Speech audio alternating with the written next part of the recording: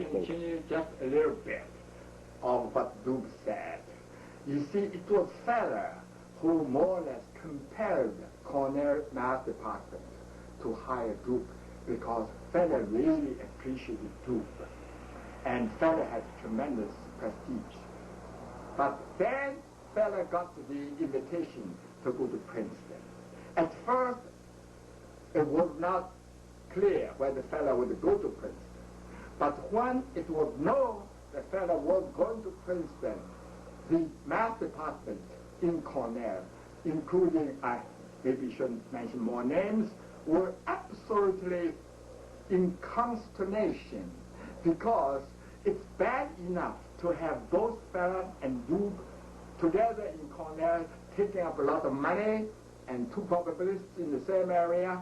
At least these were two people who got along well, and at least Feller they had more or less already accepted, partly because had prestige, had a large ONR contract, bringing in a lot of money. My salary, I believe, was partly paid by the Navy contract. So was, I believe, many others. But when they heard the Feller was going to Princeton, and Doob had already been offered the job to be permanent member of Math Department, they really didn't want it. But what could they do? The offer had already been made. I remember personally, Doob was telling me and his favorite student, Lolly Snell, whom you know and you can check with him, what am I going to do? But Doob said, don't let them worry, because Feller goes, I am not going to be in Cornell. So this word got around, and then the Cornell Math Department signed a collective big release. That's a true story. They were so afraid that Doob would stay without Feller. It's absolutely true. I see. That's for the people. That's bad for the department. It's not a good story, but it's a true story. Yes, it's a good story. I can say, because Doob's personality didn't get along with some of the very, shall we say, normal Americans. You know, he's humorous in his own way. He is a little bit iconoclastic, you know. He didn't follow the rules, you know, although he's already a well-known person, but not that famous yet. At that time, I don't think he was that famous yet. They were afraid of having Doob. For example, I know one story about Doob. One of the other professors whom I liked told me Doob should never say those things. Let me tell you what the story was. It's very interesting, yeah. But only I remember it. Doob was a straight person. He would advise people about reported income tax. And he would tell the younger people, not me, I was still a foreigner without a citizenship. I was not interested in those. But he would tell the younger people how to, not to cheat, I want to insist, how to take advantage of the American tax laws to report as much deduction as possible. He insisted on saying this was totally legal. I believe he was legal, but you know, this went against certain Americans, as you understand, particularly because he was telling to young people, possibly even to some immigrants, like not me, but others, you know, how to reduce the tax without being illegal, simply by being sharp, shall we say. You know, you would be able to understand. Now you have been here 70 years. There are a group of Americans who still consider foreigners are slightly different. Doob was not foreigner, but he's of Jewish origin. We know that. So I think he was not liked because he would give advice to other people. A taxation. There's nothing wrong. The law says we can deduct that. We can. Why not? Yeah, it's totally correct. But I know one professor. I will not mention name. He's dead now. He died only 2-3 years ago. Told me, Kai Lai, I was sorry that Doob would go around telling people such things, as if it was unpatriotic, which I deny, by the way. I don't think Doob was ever unpatriotic. He was just a straightforward person. That's a story I hope you will keep only to a small group of people. But it's true. It's a nice story. I'm not even sure Doob knew, because I did not tell him straightforward. No, this is nothing so... I was just surprised he would tell people, you could deduct that, you could do that. I forgot. But you also probably can tell us some nice stories about her. Fela had wonderful stories, but I was hired. I understand he had the difficulty hiring me, if I may say so. There was enough prejudice even against Chinese at that time. Apparently not now, but at that time it was not common for a Chinese to be hired as a professor, although only assistant professor. According to Fela, he had a lot of trouble getting me hired because he had a Navy contract. With the Navy contract, the salary by Chung was half paid by the contract, at least half. That for that reason, he was able to hire me. So that's one thing he did. I was certainly most grateful to him. After I came here, he was extremely pleasant to me, and we had very much social occasions at his house, where he would invite many, many people, including students. He would also invite me to join his excursions. Fela enjoyed excursions. He loved to drive. Apparently he just came from Yugoslavia, so although he was in Bronx, we know that for a short time, he enjoyed driving a car. So once he had this car, he would take many people, including me and some other graduate students, for long rides. For example, I remember he took me to Elmira, he took me to Horseheads. Usually he would pay for a big lunch, quite a bit of money. He was very generous.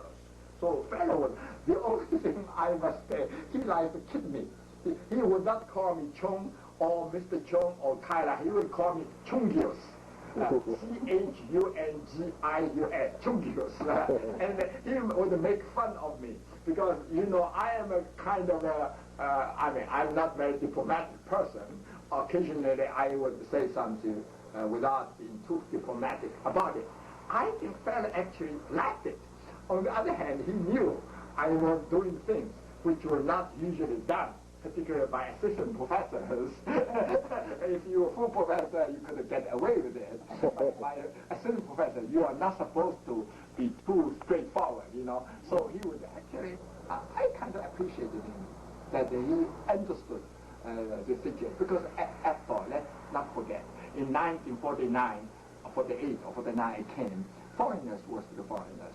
America was nowhere near it is now. Now it's really multicultural. At that time, not only I, who had been in the country only 3 years, I came 45, that I was pure foreigner without a green card, by the way. Fela, of course, was already a big professor, probably is already, I don't know whether he was American citizen, but foreigners are still foreigners. Don't ever forget that. Things have changed tremendously now, I think for better, because America really is becoming rather, as far as I know, I don't know about other small groups, but as far as we are concerned, I think it's quite okay now. But at that time, no, foreigners are foreigners. Ithaca is the home of relatively conservative, old-fashioned people. The big names, with the only exception, Marcus. Marcus was not even professor when I came. He was promoted after I came. All the others, I don't have to name them. They're all very straightforward American, if I may say so, wasps. You know the word wasps? Yes. They are straight wasps. So here's a fella who was a Yugoslav, with a little bit, I think, Jewish also. Here's the Chung. And there was the Dub, who was, they regard these people as a little bit different, you know. You should understand. When I was in Princeton, do you know there were only 2 Jewish professors? Fortunately, one of them was the chairman, Lefschitz. The only other Jewish professor was Solomon Bachner, and he had to wait a long time before he was even promoted to be full professor. There are people who ask Lefschitz. Lefschitz was a wonderful guy. I liked him. Why couldn't you hire this one, that one? He wouldn't say, but behind the backs, he would say, we could only hire 1 or 2 people of Jewish origin. He would say the honest thing, because the dean would not allow me. So you see how much things have changed. Same was in Harvard. Of course, even worse. Only Zariski was the only one who broke through. Now Harvard has 3, 4 Chinese. And I don't know how many Jews. Yeah, they're practically all Jews. So this was, in my opinion, certainly progress. A ratio should not be a criteria for hiring, not hiring. No, at the moment, in 1948, it was a criteria. It was a great, good change. Yeah. So I hate to mention, I got into a little political problems too, again, as because partly politics, but that's more personal. If you ask me straightforward question, Katz, I didn't get to know too well. He was extremely pleasant to me, but we somehow, socially, we didn't associate as much. I know why. Because Feller dominated the situation. He was higher, he had a bigger salary, he had a big project. I do not know if Mark Katz even had a project.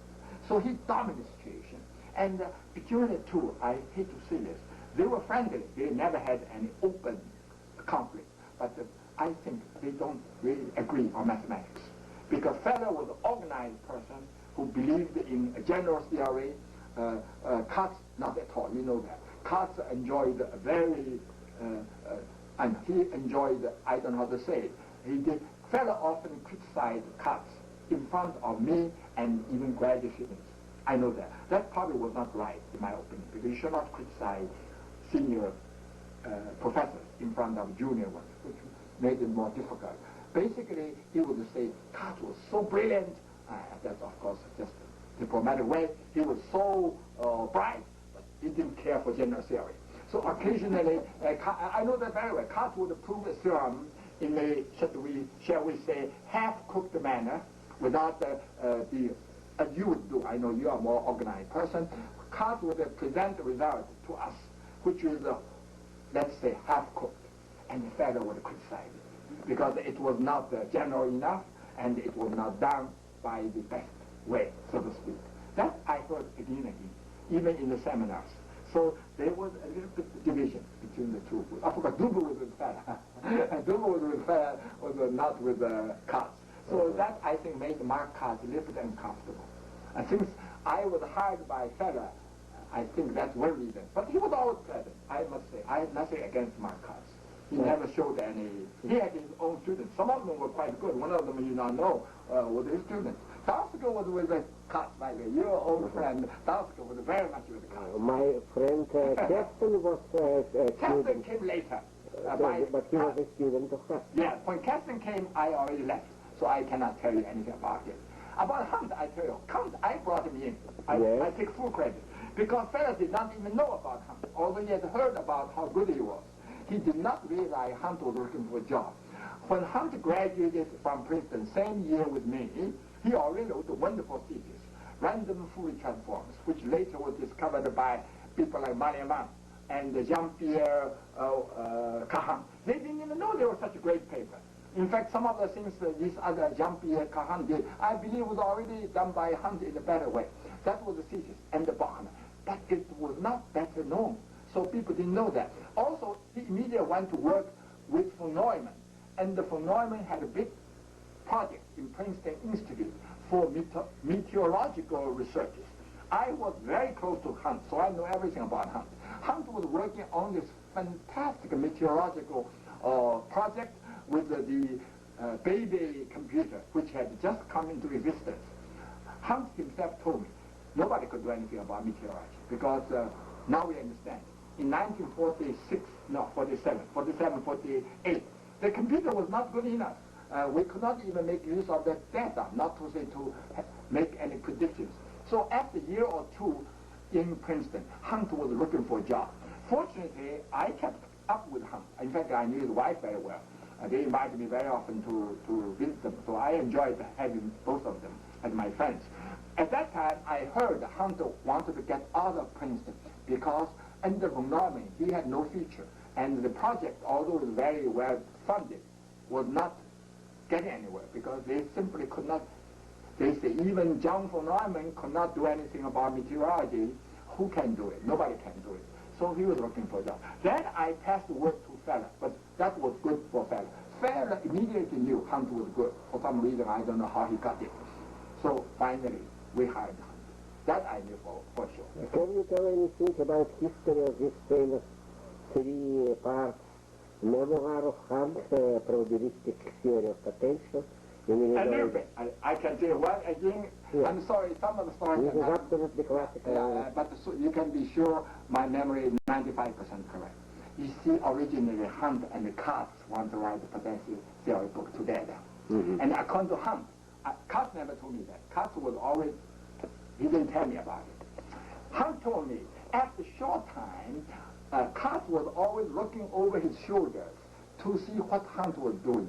And you and I could guess what Hunt was doing. Hunt was trying to prove the stopping time at a Borer set was measurable. Yes. That kind of thing Very made Marquardt angry. Remember, Marquardt would never want to even know such things. For him, those kind Everything is measurable. yeah, no measurable. Who wants to prove these things? And Hunt told me, after some time, that time I already gone to Columbia, in between I went to Columbia one year. When I came back, Hunt more or less, I cannot tell me the exact time sequence, but I know very clearly one time Hunt told me, no, the joint work that Mark and me, Hunt means, want to do, we cannot do it together, because basically their ideas of what is a good theory are so different, they simply don't get together. But you know what, Mark was a decent person in spite of difference. So Hunt dropped Mark completely and did his 3 big papers. But you know what Mark eventually said of Hunt's papers? I think you quoted it one time. Don't touch that kind of stuff. Your hair will turn white. You know No, that. I didn't know You didn't know that. No, Yeah, that's in print. Marquardt put it in print somewhere. Don't touch Hunt's type of thing, because that will make your hair turn white. So you don't know. I think this is a decent price for reading. Even if your hair became white. Not quite. I know. Still it is worth to read. I must say, at that time, I didn't read Hunt's 3 big papers, which you did earlier. I didn't read it until later, when I went to Stanford. You know, the first project that I had, when I hired John Walsh, you know him, he was probably the best collaborator I ever had, as far as collaboration is concerned. And my first project was, let's read Hunt together, and we did. So I think both he and I certainly profited by it. So our project was to read it, not even to try to do research. But very soon, John was good and independent. He was going in his own direction. So that's one thing I did after I went to Stanford. At that time, I was not really going into this Hunt process. Nobody, even Feller didn't know, but Feller knew it was good. One time I visited Princeton. Feller, at that time, Hunt had already gone to Princeton. One thing Feller said about Hunt, which shows Feller appreciates a real good person. He said, oh, he called me, here is emptying the halls of the Institute. Emptying, because everybody will listen to Deer Hunt. However, I must tell you the other story. I heard later from Deer himself, that André Weil criticized him severely in one of his lectures. That's amazing to me. That story I never checked out with André Weil, although I knew André Weil very well too, even personally, but I didn't check with him. According to Hunt, or maybe, I think most of the Hunt, André Weil, at the talk of Hunt, which is those 3 papers you know about, apparently criticized it, basically saying something very nasty, which I think is quite possible, because André Weil was known. If he didn't like a person or didn't like something, he could be very nasty.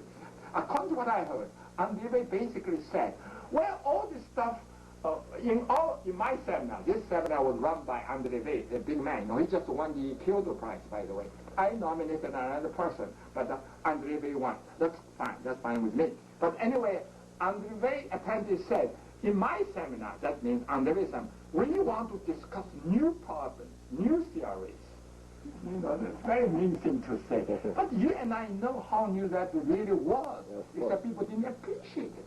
Hunt had to totally you and I appreciate it. But André Weil didn't appreciate it. I can give you one explanation. Hunt was a very poor lecturer.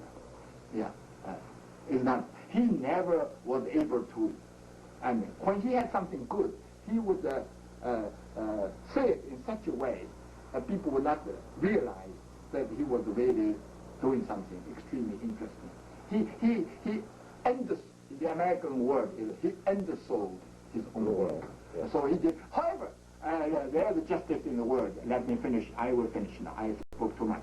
When he was in France, they appreciated him immediately, because his approach was close enough to the abstract, that Boileau, Choquet, Denis, it was close to that. They immediately recognized how wonderful his work was.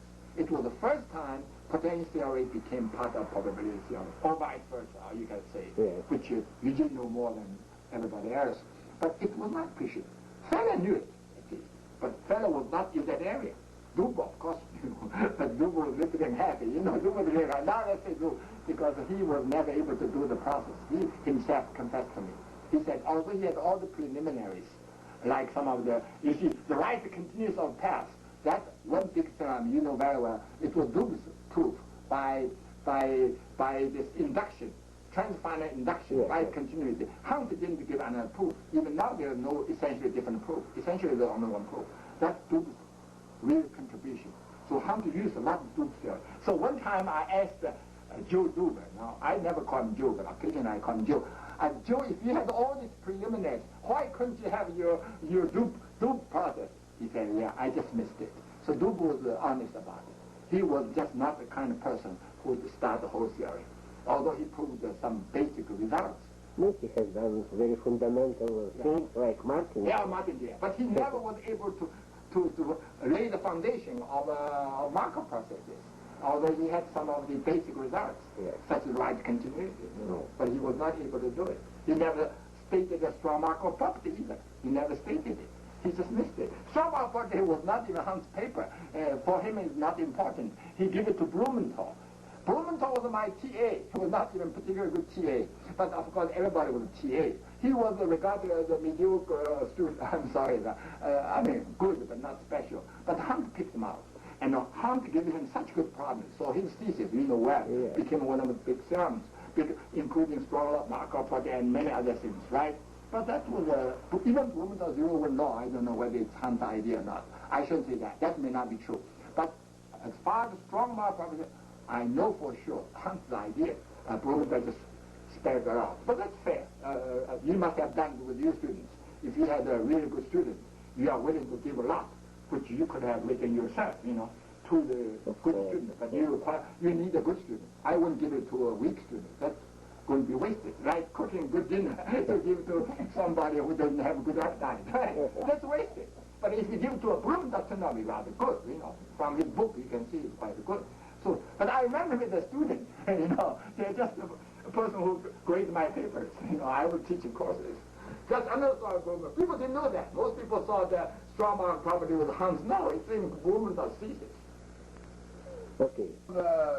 Let me read the galleys, and I enjoyed playing with things. So I showed him a few solutions which he didn't get, or maybe I remember the one he was very impressed because before he showed to me, he showed the Darling, he showed the Dansker, I'm sure. He showed to another person, Anderson, who was good, Eric Anderson, and nobody did it. I did it right away, but then he said, that's the way to do it.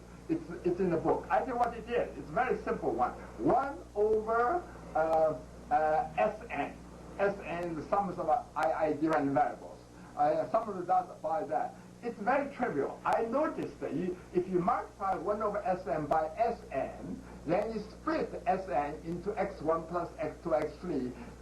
They are symmetric, they are exchangeable, so the result follows immediately from that. Feller was very pleased, and he certainly complimented me, because I hate to brag about it, because it had been around for some time, and none of the other people who were good people could do it. That's one, it's in his exercise.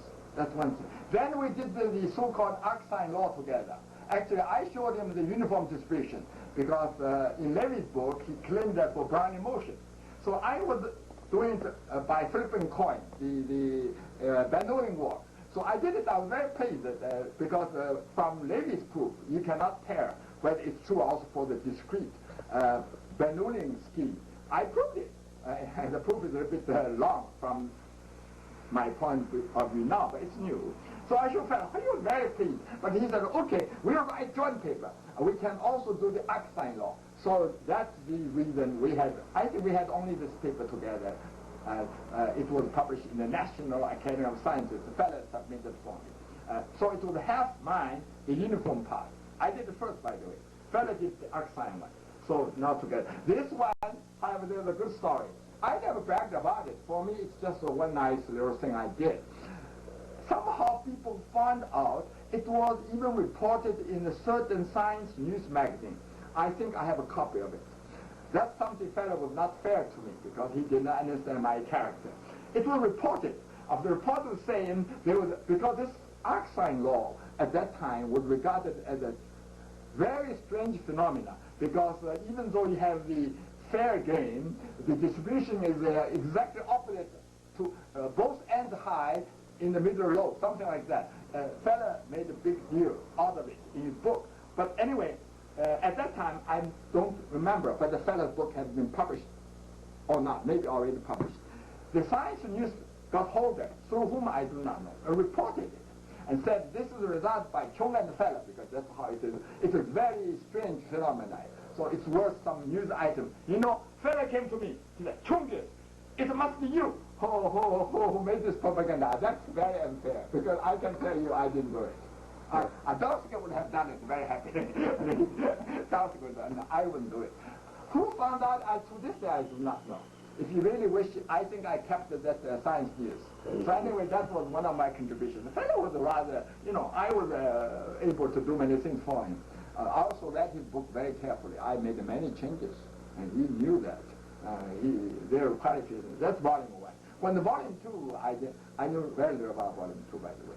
So that I worked on it. That's one of my duties, After I was hired on the ONR project, and the book was supported by ONR, it was my duty. Besides, I enjoyed it. I enjoyed doing that. It's a very, very nice book. It's certainly very. It's very influential. It's the first of that kind, yes. That he would give so many nice examples, interesting stories, some stories even. Banach's Matchbox, I remember a number of very interesting things in that. That's Feller's big contribution. And he succeeded very well. I think he even made some money on it eventually. That was how Feller became really successful. It's amazing. Not his famous, I knew Feller's famous Central Limit Theorem before I came to America because it was reported in Kramer's book, although Kramer didn't give full coverage. Kramer's book gave part of the coverage. Feller was Kramer's assistant, I can tell you one story about Kramer and Feller, which is a bit nasty. I think you enjoyed that, but absolutely true. Feller has already died, I think. Kramer came to give lectures in Berkeley. I took him out with somebody else, I don't have to mention. My wife joined me. His wife, I liked the Kramers, both Kramers very well. He was such a gentle, nice person. When I was in Sweden, he even invited me to have a very nice reception by the Mittaglaffler you mentioned. I met for the first time the famous, what's his name, potential theory man, the student of Marcel Ries, who did a wonderful piece of potential theory for stable processes. What's the name, please, Eugene? You should know. He's so famous. It's in my book, in my lectures book. He's a Swedish famous man. I forget anyway. Since he was so nice, I took him out, both of them, and then he told me a story. He said, "Have you seen Feller's Volume 2? Yes, I have seen it. If you can't, I would try to say it the way Kramer said, but unfortunately, it's difficult to put it in the words Kramer. If you count all the astonishing discoveries Feller claimed in his book, you could make a small book out of it." You get an idea. Because one thing I think Kramer could not forgive Feller. I think Kramer had a point too. Feller would use words like trivial or something. When he found a somewhat more tricky new proof, in particular, I think he used the words. I don't know if the word is trivial. You can check it in Volume 2. He referred to Kramer's famous risk estimate. You should know it. The famous Kramer risk estimate. According to Feller, I don't know if it's true or not, it was trivial by his modern method. I think Kramer resented it. Because at the time Kramer discovered that the risk estimate, Kramer was a big shot in insurance companies. Swedish companies, insurance companies were very important in Sweden, one of the big money-making industries. I know that Kramer, being a very big shot, he was an education minister, he was the head of all universities, So he probably had a lot to do with the insurance company. In his early days, he did something for the insurance company. I believe his risk estimate came from that. At that time, I believe in the 1930s, it must have been a rather good, sharp result. I heard in his lectures. One time he was discussing Kolmogov's three-series theorem. In the audience, there was Harry Pollard, who was again an analyst, who did I wrote a couple of papers with him. Fella Pollard, you know that Pollard. And since Pollard was teaching Hilbert space, the Hilbert space was a course being taught by Pollard. I think it was Pollard who spoke up when he heard the three-series theorem by Kolmogov, which everybody knew in probability.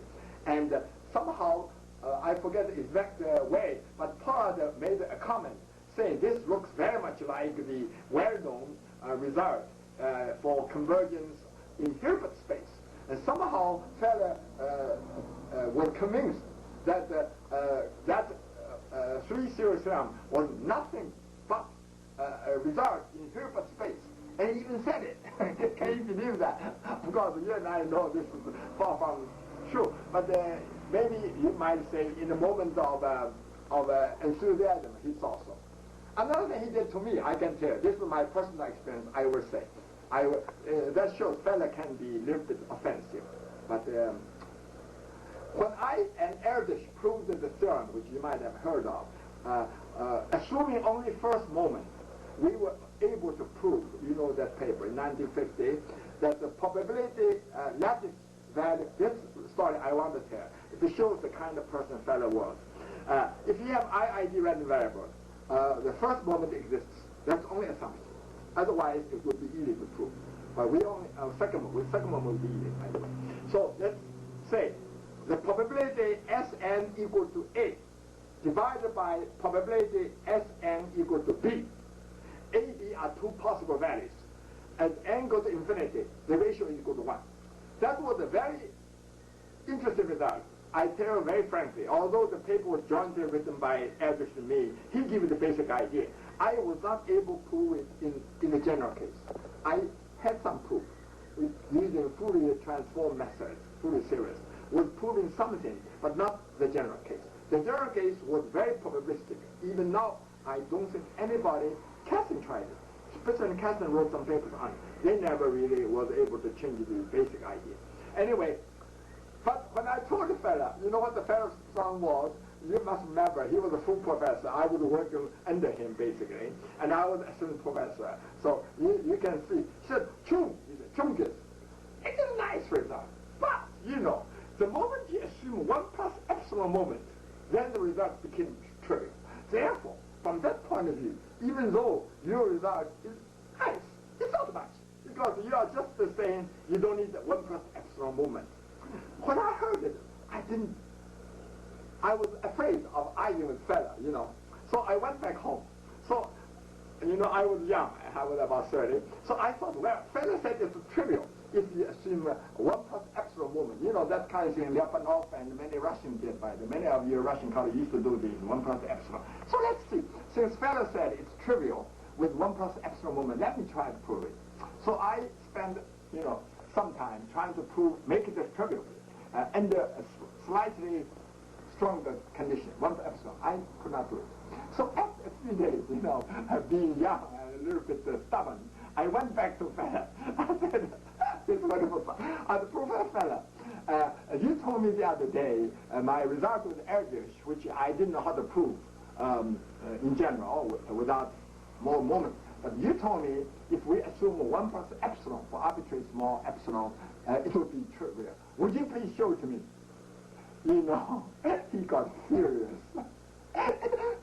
He literally, he was laughing as said, but he literally pounded the table.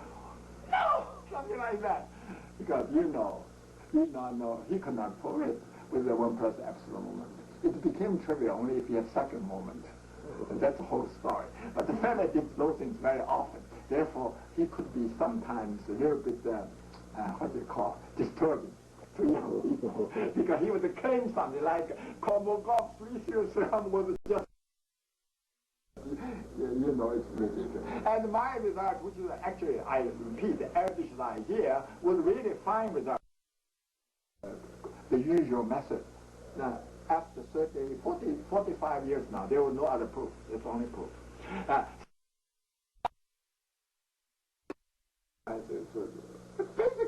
good person. He appreciated the good, the extremely talented person, and he was not afraid of expressing it. Since I'm a bit like that myself, if I may say so, so I understood him. I never hold it not please certain other people because he would make such strong